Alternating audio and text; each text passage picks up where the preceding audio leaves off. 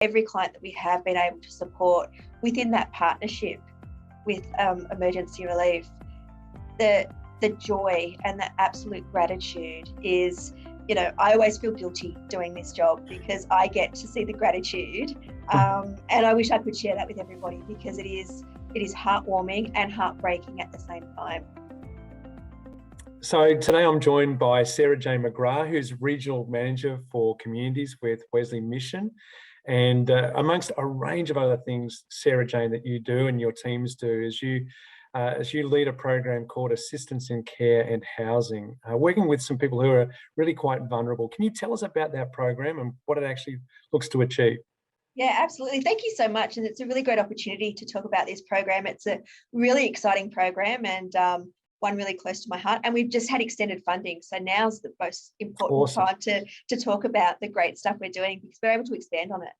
So our Assistance with Care and Housing really works with those most vulnerable people. So our older generation that are homeless or at risk of becoming homeless. So we know that, homelessness impacts everybody, but once you get to an older age, so over 65s, younger if you're in a First Nations person or if you have some higher vulnerabilities, but it can be really, really challenging to find appropriate, safe accommodation. So our Assistance with Care and Housing program, or ACH as we call it, really helps clients, it walks alongside clients, that journey from being at risk or potentially being without a home or somewhere safe and secure and getting them into where they need to be so they can live out the rest of their lives.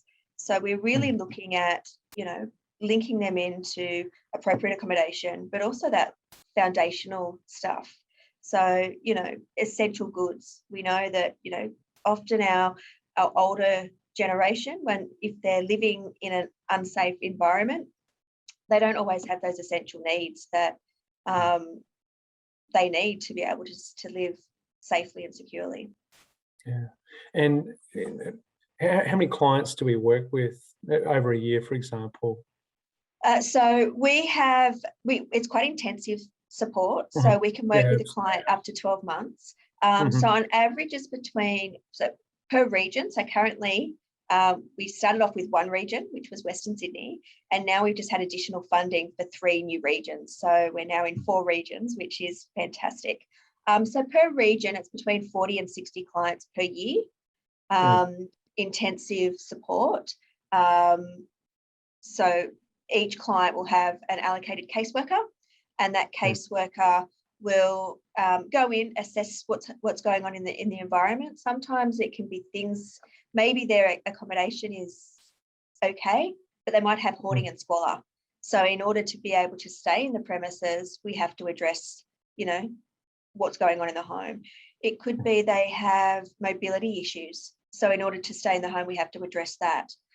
Or it may be that the accommodation, we have a client only recently, she had been in a home for over 35 years. She was renting, and the landlord had decided to pull the house down. He was going to build, two properties in the space of hers. So she was reluctant. She didn't want to leave her husband. She'd lived there with her husband. He'd passed in the home. So it was about working with her over the grief and loss, as well as the relocating her to somewhere safe and appropriate. So it's, whilst accommodation and housing and that reducing homelessness is always the fundamental stuff that we're dealing with. It's a presenting issue, yeah. It's a presenting issue, but it's the layers. It's everything else that we know that leads somebody to being at risk of being homeless. So. Yeah, I mean, just if I do the simple maths, 4 regions, 40 to 60 clients, that's around a couple of hundred clients who we have the privilege of drawing alongside every year and really bringing life transforming support, empowerment to them.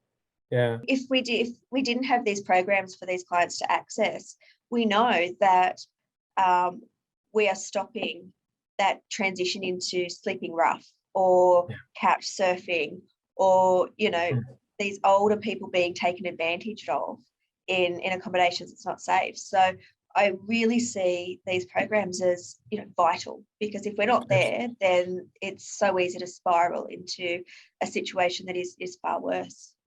This is really positive intervention work, isn't it? Yeah, it really is. So why is it that we're seeing increasing numbers of older Australians struggling with homelessness? Look, I think, COVID certainly hasn't helped much in this situation. COVID's impacted everybody, but particularly older clients and older people in the community have been impacted by COVID. But outside of COVID, it's the increased cost of living is just absolutely astounding. And we have older people who are living, day by day with such small amount of funds from their pensions, and they just can't afford to live. They can't afford rent, they can't afford food. And sometimes it is that decision: do I pay for my electricity, do I pay for my food, or do I pay for my rent? No person should ever have to have that decision to make. So, and our older generation, we know, are dealing with this every single day. So cost of living, things like family breakdown. So what we're seeing more and more often, and COVID has increased this, is older generation that's living with family members. There's a breakdown within the family, and then they need to move out of the home for safety reasons, and they've got nowhere to go.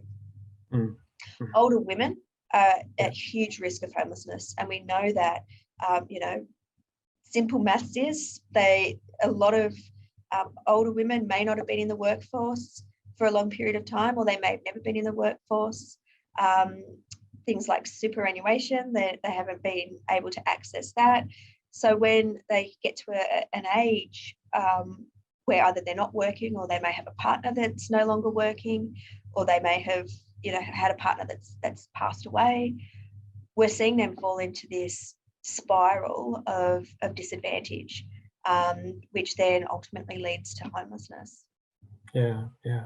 I mean, Sarah Jane, we Wesley Mission, we have the privilege of working with people right across Sydney, New South Wales, across the country. But right now here in Sydney, obviously this is week 14 of COVID lockdown, and of course, the emergency relief team are doing amazing work in getting assistance out to people. And can you talk to us about what impact that sort of assistance makes? I mean, we've got this COVID emergency relief appeal, and we're inviting people to participate in that. Why is it such an opportunity for people to partner with us and what we do? Look, I'm emergency relief as it stands, but particularly with the COVID relief, is a godsend. And I don't say that lightly. It really is.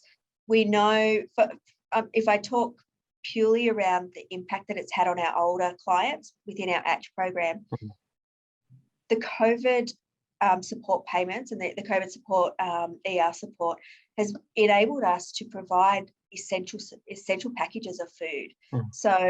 Or essential support. So when I sort of said clients are having to decide between rent and food, they don't have to make that decision anymore, because we're able to say, here, we can help you. We can alleviate some of the pressure. We can take some of the burden off, and let's have a look at how we, can give you a hand up.